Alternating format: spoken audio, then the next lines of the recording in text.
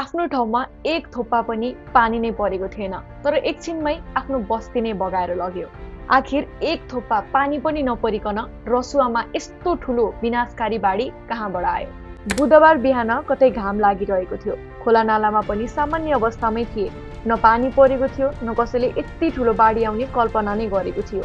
तर अचानक लेदो, ढुङ्गा र पानीको विशाल भेल आयो र हेर्दा हेर्दै नदीको रूप पनि बदलियो। अब प्रश्न उठ्छ, आफ्नो ठाउँमा पानी नै नपरिकन यस्तो बाढी कहाँबाट आयो? यसको वास्तविक कारण अनुसन्धानबाट मात्रै स्पष्ट हुनेछ। माथिको हिमाली क्षेत्रमा हिमाल फुटेको पो हो कि, पहिरोले नदी थुनेर पछि एकैपल्ट पानी पो आएको हो कि, वा अन्य कुनै प्राकृतिक घटना पो भएको हो? यसमा एकदमै गम्भीर अनुसन्धान भने आवश्यक छ। तर यो घटनाले एउटा एकदमै ठुलो कुरा सिकाएको छ। विपद आउनको लागि हाम्रो ठाउँमा पानी नै पर्नुपर्छ भन्ने केही पनि नै छैन। माथि हिमाली क्षेत्र वा सीमा पारी भएको असर केही समयमा नेपालका नदी र बस्तीमा पनि पुग्न सक्छ। नेपाल भौगोलिक रूपमा नै चुनौतीपूर्ण देश हो।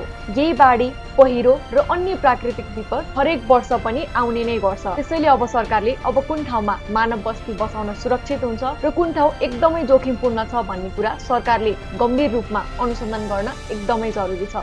जोखिमयुक्त क्षेत्र पहिचान गरेर सुरक्षित बस्तीको योजना बनाउन अब धेरै ढिलो गर्नु हुँदैन।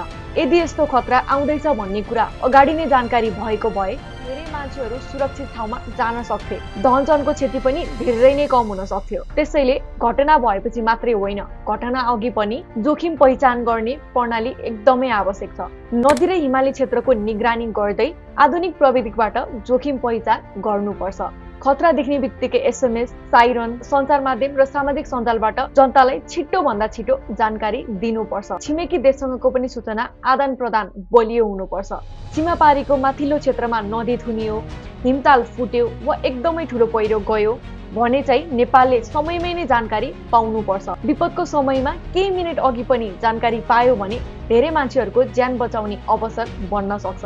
त्यस्तै विदेशमा रहेका नेपाली दूतावासले पनि नेपाललाई असर पर्न सक्ने विषयमा जानकारी समयमै सङ्कलन गरी सरकारसम्म पुर्याउने भूमिका प्रभावकारी बनाउनुपर्छ। विपदसँग सम्बन्धित सूचना र अनुसन्धानमा छिमेकी तथा सम्बन्धित देशसँग सहकार्य गर्नु आजको आवश्यकता हो। अहिलेको सरकारले राहत र पुनर्स्थापनाको लागि गरिरहेको पहल, कोष सङ्कलन र रकम उपलब्ध गराउने काम एकदमै सकारात्मक हो। तर वास्तविक पीडितको सही पहिचान गरी उनीहरूलाई आवश्यक र उपयोगी राहत तथा स्रोत साधन पुर्याउन पनि उत्तिकै नै महत्त्वपूर्ण छ। राहत सही ठाउँ र सही मान्छेसँग पुग्न सके मात्रै त्यसले वास्तविक अर्थ राख्छ। आजको घटनाले सरकारलाई एउटा स्पष्ट सन्देश पनि दिएको छ। विपद भएपछि मात्रै कारण खोज्ने होइन, विपद आउनु अघि नै के हुन सक्छ भनेर अनुसन्धान र तयारी गर्नुपर्छ। सही अनुसन्धान, निरन्तर निगरानी, सुरक्षित बस्तीको योजना, राम्रो सूचना आदान प्रदान र समयमै चेतावनी दिन सकियो भने ठुलो विपदबाट पूर्ण रूपमा रोक्न नसके पनि धनजनको क्षति धेरै नै कम हुन्छ।